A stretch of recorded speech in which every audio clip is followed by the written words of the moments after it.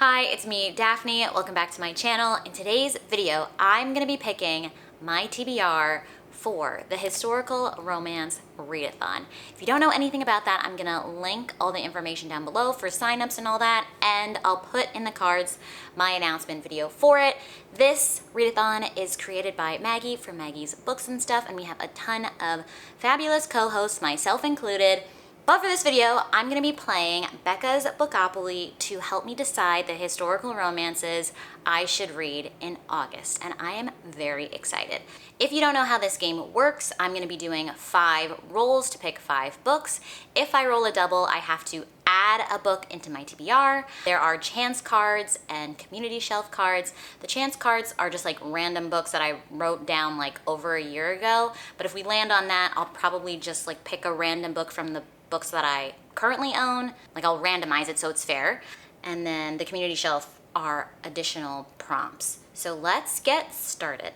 I also have this really cute penguin token this time around, and I'm gonna start him off on this chance square because that's where I left off last month. So let's get into roll number 1. 7. 1, 2, 3, 4, 5, 6, 7. Less than 300 pages, small book. Okay, so I landed on less than 300 pages, small book. So I'll probably have to check my Kindle to see what I have on there, because I definitely don't own anything that short in my physical TBR. Yeah, okay. I found one. So I'm gonna go with the Basilisk of Star Manor by Catherine Moon. This is book 1.5 in her Tempting Monsters series. So I've already read books 1 and 2, and I think book 3 like just came out. It like just came out in July, the third one. So I'm gonna read this little novella one, which is 106 pages long. So it's perfect for this, and I already have it downloaded on my Kindle, so I've already been excited to read it because I didn't even know about it until the other day. All right, here we go with roll number 2. 7 again. 7 is the highest odds to roll, so 1, 2, 3, 4, 5, 6, 7. Dice roulette. So I landed on dice roulette, and according to Becca's game, this correlates with how many pages I have to read. So I'm just gonna pop up the numbers here for you, and I'm gonna roll the dice, and I'll just tell you what the numbers are because I don't wanna go through all the numbers verbally with you right now. Okay, so here is our dice roulette roll. Okay, I rolled a 9. So that means I need to read a book between 425 pages and 474 pages. That is so specific. Oh my God, how long is this book? Not long enough. These are all, mass market paperbacks are all gonna be like 300 something pages. That's not gonna work. Okay, so for this one, I'm not gonna be able to find a book that is exactly within that page range without like just Googling something random, and I don't wanna do that. I'd rather read books that I'm excited about. So instead, I have to read something over the minimum amount of 425 pages. So I've selected Whitney, My Love, which is like a classic historical romance in England and all that stuff. I believe it's in England. And I think this book might have a little bit of controversy around it because it might be bodice rippery and just like the time it was written in, like things you wouldn't get away with now were written in it.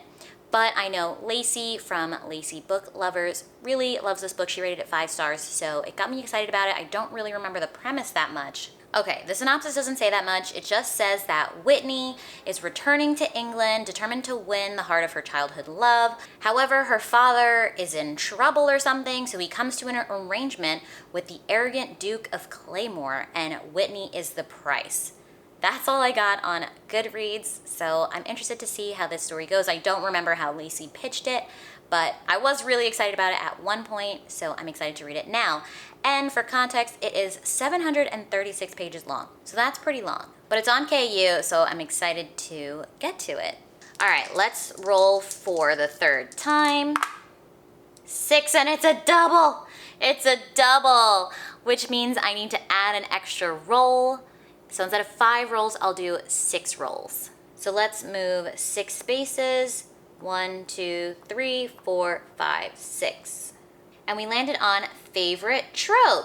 So the game was mean, and I rolled a double, which means I have to add an extra roll. So instead of 5, we'll do 6. It made up for it and let me land on a favorite trope. So I'm just gonna pick whatever I feel like. I don't care. And I'm gonna pick this one, which is For My Lady's Kiss. I don't even know what the tropes are. I mean, we could Google it, but I just really want to read this one anyway.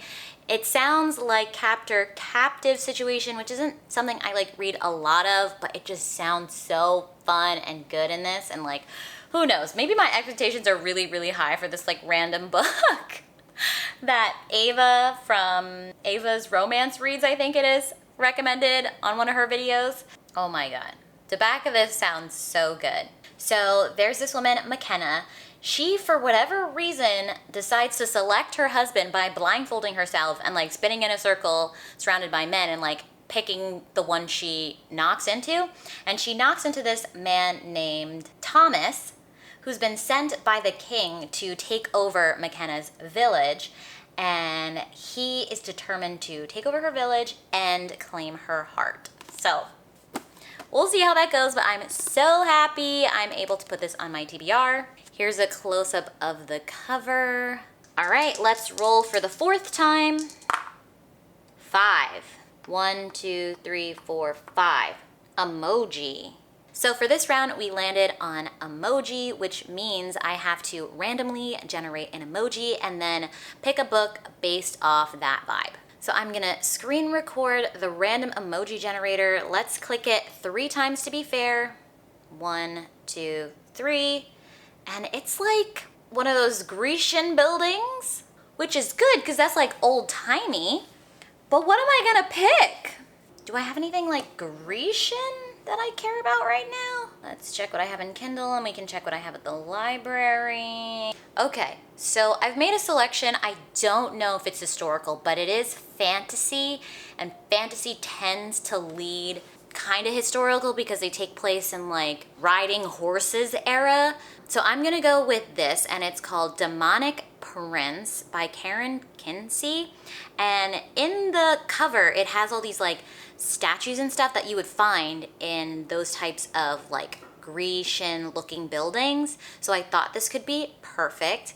It's decently short, it's under 300 pages. So this book is about a dragon shifter female who has been like killing a bunch of people or whatever. She's never been approached by a male love interest or whatever, but for some reason this guy, Rook, comes into her cave and he chains her to him magically and forces this dragon woman to shift into like a humanoid woman. It turns out he is an incubus who feeds upon lust, hot, and he doesn't know that she's gonna be in heat soon, and the urge to find her mate is gonna be irresistible. So, just sounds like a really fun premise, and I'm excited to add this to my TBR. And hopefully it gives off historical vibes so I can count it with a good amount of points for the readathon.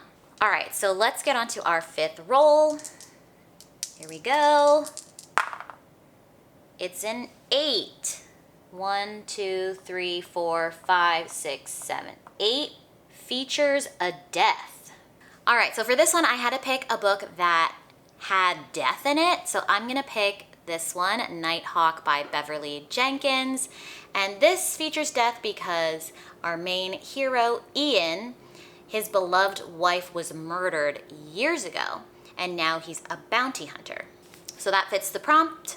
So this book is about Ian having to take our heroine, Maggie, into custody for a crime, though apparently she didn't commit it and she's on the run, and it's their story. I assume he's gonna overcome his grief from his wife and fall in love with our strong-willed Maggie. I think it's funny that her name's Maggie also when a different Maggie is hosting this readathon. So excited to read Nighthawk by Beverly Jenkins, and I'll get bonus points for reading from a POC author, because currently I don't have any POC authors on my TBR, which is a shame, but it's kind of the lay of the land because a lot of books are written by non-POC people that are, you know, just floating around.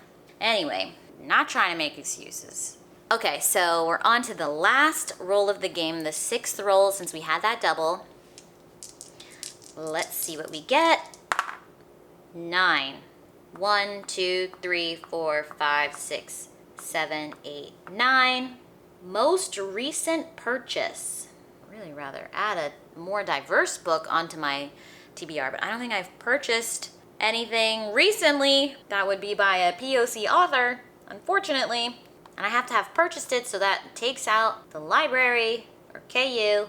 So technically I pay for KU. Okay, so I made a selection, and this isn't like super recent. I bought it this year, but I really want to add another POC author onto this TBR. So I'm gonna pick Anna Maria and the Fox by Liana de la Rosa. So I'm intrigued by this.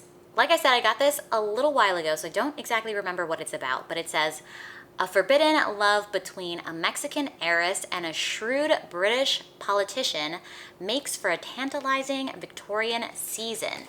So I'm excited to pick this up. I kind of forgot about it. I've been sleeping on it for a little while. I bought it back in April, so again, it's not that old, but it's perfect for this readathon. It fits this prompt like decently well, and it's another POC author, which I'm very excited about.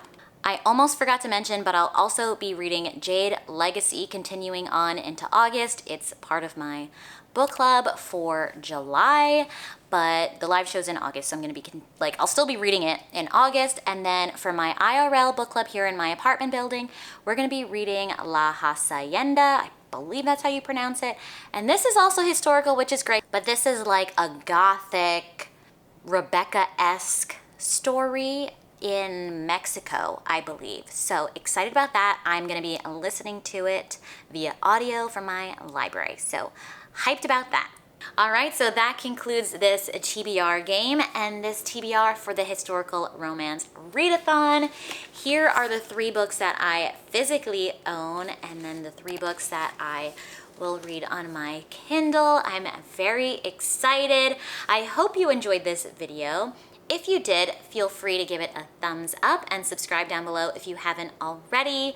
I would greatly appreciate it, and obviously it helps out my channel. You can also find me on Instagram at being.daphne if you want to hang out with me on the day-to-day on stories. I'm trying to evolve my Instagram to be more bookish, but it's a process.